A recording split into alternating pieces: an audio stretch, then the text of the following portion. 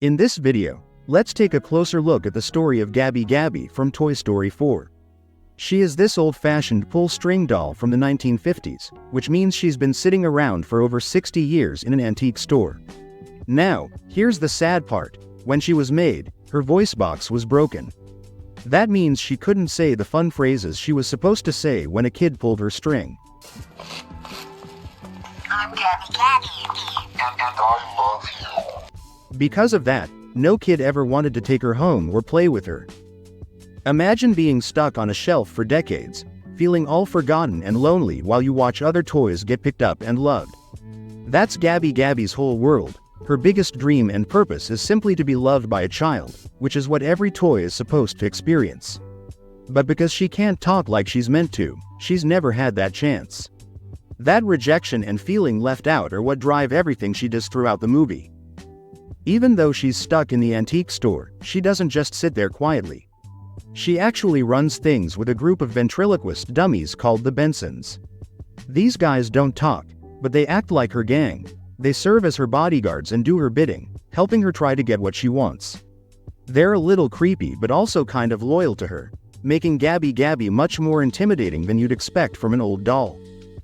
When Woody and Forky accidentally end up in the antique store, Gabby immediately spots her chance. She notices that Woody's voice box is working perfectly, and since her own is broken, she becomes determined to get it for herself. We gotta go. You can't leave yet. You have what I need. Right inside there. At first, Gabby comes off as the bad guy in the story.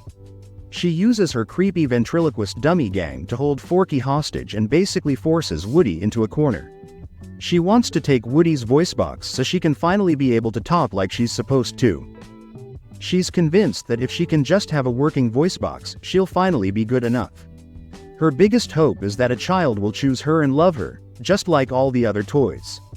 She watches a little girl named Harmony, who is the granddaughter of the antique store's owner, and she dreams that maybe one day she will take her home. My Harmony is perfect.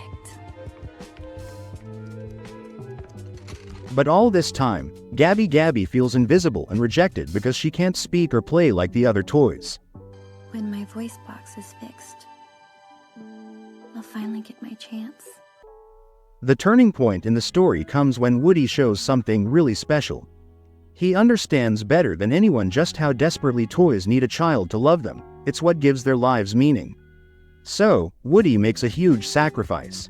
Even though it's tough, he chooses to give up his own voice box to Gabby so she can finally talk and have a chance to be chosen, and in return, he asks for Forky to be freed.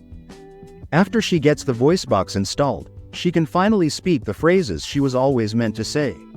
At that moment, she probably feels hopeful and maybe even a little proud, believing that now she won't be rejected anymore.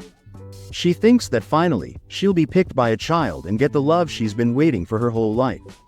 It's a powerful moment because it shows just how much a toy's happiness depends on being chosen and loved. But what happens next is really devastating. The girl she had been quietly watching from the shelf, Harmony, finally picks her up and tries pulling her string.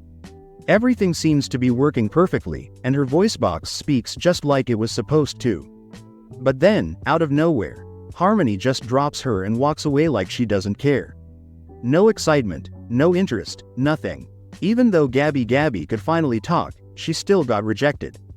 Imagine how crushing that must have felt after waiting so long and finally thinking this is my chance. After that moment, Gabby feels utterly devastated.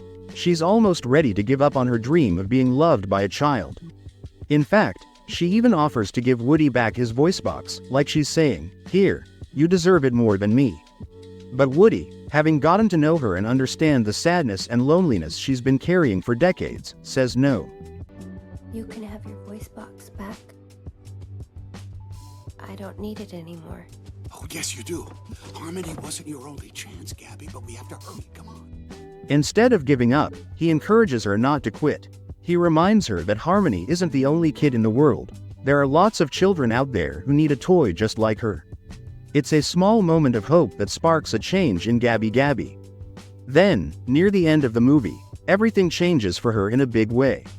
At a carnival, she spots a little girl who has gotten separated from her parents and is clearly scared and alone. Seeing this lost child in need of comfort, she makes a deeply selfless choice. She decides to leave Woody and the others behind and go comfort that little girl all on her own. When the girl sees Gabby, something amazing happens. The girl picks her up and hugs her tight, instantly bonding with the doll. In that moment, Gabby finally feels what she's been longing for her entire life, a child who loves her back. It's a powerful and touching moment, because just like that, Gabby's lifelong dream comes true. She finally finds an owner, someone who will care for her and make her feel special. After all those years of being ignored and forgotten, she finally knows what it feels like to be loved,